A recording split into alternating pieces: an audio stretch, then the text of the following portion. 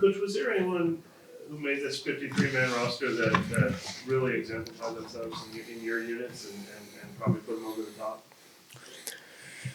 As I think through the roster, I think there's a bunch of guys that had really good pre-seasons. I'm thinking, some of the younger guys. A guy like Rico Payton kind of sticks out because he kind of, I think probably to the general fans and maybe to you guys, he probably came out of nowhere, small school guy that kind of flashed early on in OTAs and then the preseason games, both, special teams wise, and I don't want to speak for Joe and the defensive guys, but defensively as well. He's one guy that comes to mind for sure. Naturally, Matt Hayball. That's a little bit of a different. Well, you go ahead and talk about him.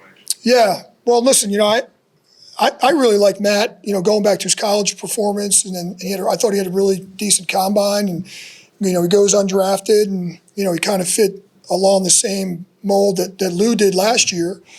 And, he's gotten better and better and better since he's gotten here. A little rough start maybe in OTAs, but I thought from the day training camp started, he was very, very consistent. I think he just flat out won the job just based on performance. And so, he's kind of got a pretty level head about him, and so excited for his future. But he kind of just outperformed Lou during training camp. Just is what it is. Is there anything significant you saw from the kickoffs in practice that you might not have anticipated prior to the preseason? Yeah, there's a bunch of stuff. I think I mentioned this way back in the spring.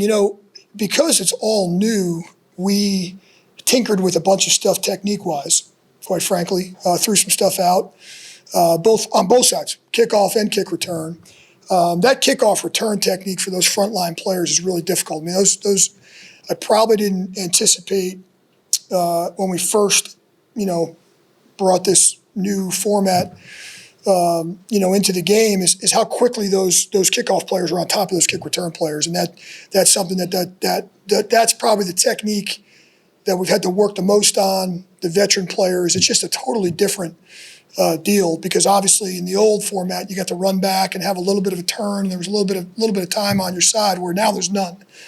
So, and then it's really just some scheme stuff. The model we're working on right now with the setup zone with 7 on the line and 2 off the line, it kind of limits you a little bit what you can do schematically. I know this is a common narrative, but I think there's a lot of coaches that probably didn't put their cards on the table, if you will, in the preseason. I think there was a lot of kind of vanilla type of returns. I think you're going to probably see that change a little bit. I think now you're going to see some different schemes. We've obviously practiced a bunch of things that we, have in our menu of returns that we didn't show either, and so I think that's going to be a kind of across the board type of thing. I don't think that's anything, but there's always some unique things that come up. This whole onside kick thing is going to be unique because it hasn't been done yet. It wasn't done in the preseason, so there's going to be a team probably this weekend that's trailing in the fourth quarter that's going to go onside kick, and all of a sudden we revert back to the old rules, and so. There was some penalty stuff that came up. I don't know if there was a memo that came out this week that cleaned up a couple things with a couple of minor tweaks. The ball now on a regular kickoff, if it's not an onside kick, has to be on the tee. There were some teams that were messing around with leaning the ball up against the tee and kind of kicking some knuckleballs, if you will. They cleaned that up. If the ball has to be in the well on the tee on a regular kickoff. There was some penalty enforcement stuff. For years and years and years, if there was a penalty on the return team, like an offsides formation, it was either a decline it or a re-kick. It really didn't make sense because there was no tack-on option. With the new format, we've kind of changed that as well. So now there's an illegal formation by the return. That wasn't the case in the preseason. We had one of those against us in this last preseason game. So now that's going to be a tack-on foul. So they married it up with the kickoff. And so, I've been fortunate to be kind of on the weekly calls and the updates and all that stuff with the league and the officiating and all that. And I think we're in a good spot heading into the first week. You guys tried out a few punters after seeing those workouts. What made you want to stick with Matthew? Maybe just hear you speak about the general confidence from having him. Yeah, to be honest with you, I like after the preseason, I kind of like bringing in the best free agents that are on the street.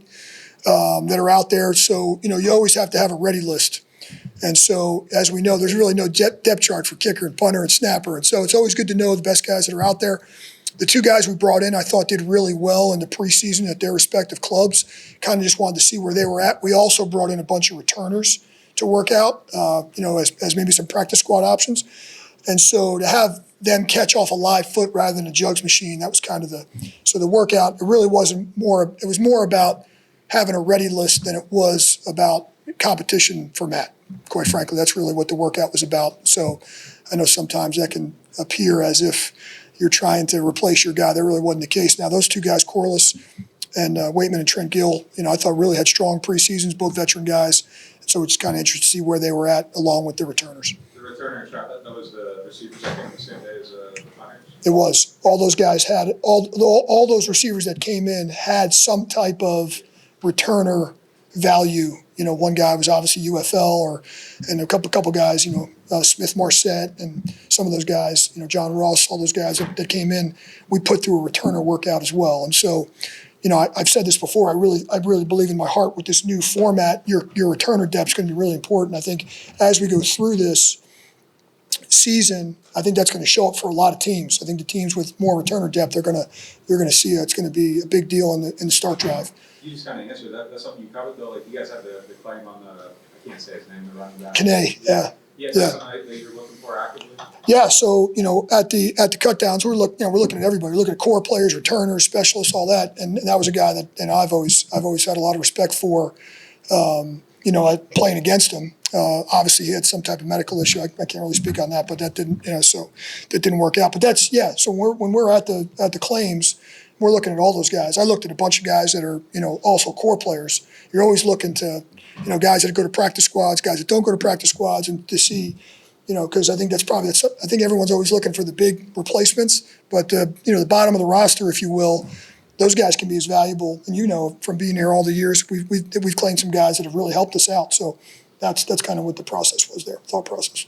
So is there, I guess, a solid return of the size of Rashid, or is that going to be rotational, or is it going to be situational? How's that going to? Yeah, I mean, you guys have probably seen a bunch of the guys we've had back there during the preseason and during practice, and I feel like we got a good number of guys back there.